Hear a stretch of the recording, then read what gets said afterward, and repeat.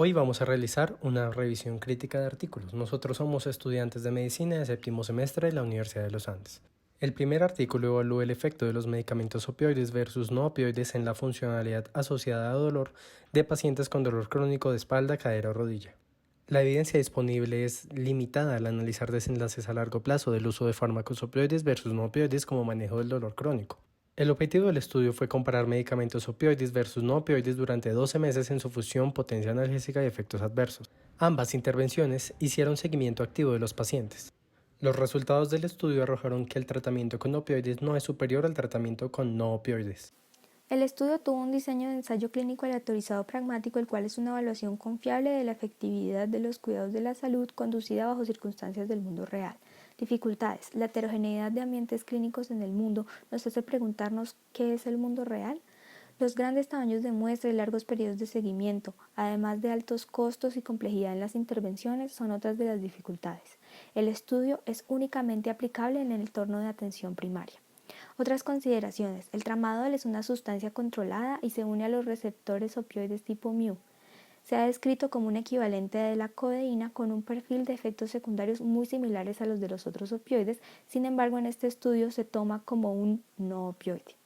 Sesgos. Sesgo de selección, pues la muestra no es suficientemente representativa ya que solo el 5.88% de los pacientes eran de raza negra y solo el 30% eran mujeres.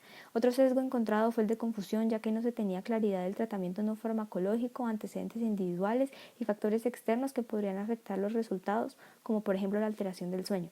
También se encuentra el sesgo de asignación ya que el ensayo no fue doblemente enmascarado y por último el sesgo de autorreporte. Dado lo anterior, para mejorar el diseño del estudio, los autores podrían haber aumentado el tamaño de la muestra, procurando igualdad de sexo y raza, reducir la complejidad de las intervenciones y realizar un estudio aleatorizado doble ciego que pudiera aumentar la confiabilidad de sus resultados. Se utilizó la versión 9.2 de SAS para el análisis de datos a partir del test T de 2 colas y chi cuadrado, con los que se hicieron comparaciones no ajustadas entre ambos grupos para el desenlace primario y los desenlaces secundarios, y los análisis principales incluyeron datos de todos los puntos en el tiempo en modelos mixtos de distribución. En cuanto a los síntomas relacionados con la medicación, ambos grupos fueron comparados usando un test estadístico de interacciones de tratamiento por tiempo. Se definió la respuesta funcional individual al nivel del paciente y la respuesta a la intensidad del dolor como una reducción del 30% o más en la escala BPI. Y por último se realizó un análisis de la sensibilidad ajustando variables como el cigarrillo.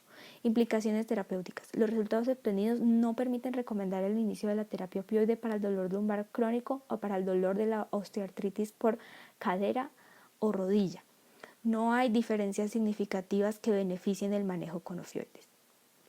El impacto en la terapia actual. El tratamiento opioide podría ser útil en pacientes con la ansiedad ya que se muestra una ligera mejoría en los síntomas. El 9% de los pacientes de este grupo tenían ansiedad y según los cuestionarios GAD-7, estos pacientes obtuvieron un puntaje de 2.7, lo cual muestra una diferencia entre los dos grupos de menos 0.4. En la tabla se puede observar cómo la diferencia entre los grupos no fue significativa en cuanto a los resultados de la escala BPI de interferencia e incluso una mejoría significativa en cuanto a la escala de intensidad del dolor en el grupo no opioide, más no en el opioide. La única mejoría secundaria con el tratamiento opioide significativa fue la disminución de los síntomas de ansiedad con un valor de P de 0.2. El impacto de este estudio sobre pacientes con artropatías inflamatorias es muy significativo, ya que disminuiría los efectos secundarios importantes a controlar por medicamentos opioides y la dependencia y adicción a los mismos, ya que en la actualidad representa un reto en temas de salud pública. El modelo de estudio pragmático es una buena opción para analizar los contextos naturales, sin embargo, sus intervenciones fueron muy complicadas. El modelo permite analizar los medicamentos en un contexto más familiar para que el paciente tenga una mejor adherencia. El segundo artículo evalúa la aparición de artritis reactiva y otros síntomas musculoesqueléticos después de la adquisición de E. coli diarreogénica. Son pocos los estudios y ninguno evalúa el antecedente de viaje, tampoco se incluyeron controles libres del patógeno. El objetivo fue evaluar la asociación entre la adquisición de Escherichia coli diarreogénica y el desarrollo de la artritis reactiva y otros síntomas musculoesqueléticos en viajeros internacionales. Se encontró una asociación positiva entre adquirir DEC y los síntomas musculoesqueléticos. Los antibióticos no previenen los síntomas musculoesqueléticos y la artritis reactiva fue leve y escasa. Utilizado en el artículo fue un estudio corto prospectivo que permite la evaluación de la historia natural de la enfermedad y tiene como ventajas evaluar factores de exposición infrecuentes y permitir el control de medidas, estimación de incidencia y riesgo relativo. El diseño tiene habilidades ya que no tiene gran utilidad en análisis de enfermedades raras y al necesitar un alto tamaño de muestra y tiempo conlleva un alto costo y necesidad de arduo seguimiento para mantener la calidad del estudio. En el estudio encontramos el sesgo de confusión asociado a un sesgo de medición, pues debido al contratiempo en la recolección de muestras reportado por los autores, otros factores externos pudieron tener una influencia importante en sus resultados y asimismo en su análisis. También encontramos un sesgo de selección, ya que la muestra no logra una igualdad de género significativa y los autores no especifican sobre los datos de una representación étnica adecuada. Los autores además mencionan una sobreestimación de los reportes en síntomas musculoesqueléticos, lo que también conlleva un sesgo en el análisis final de resultados.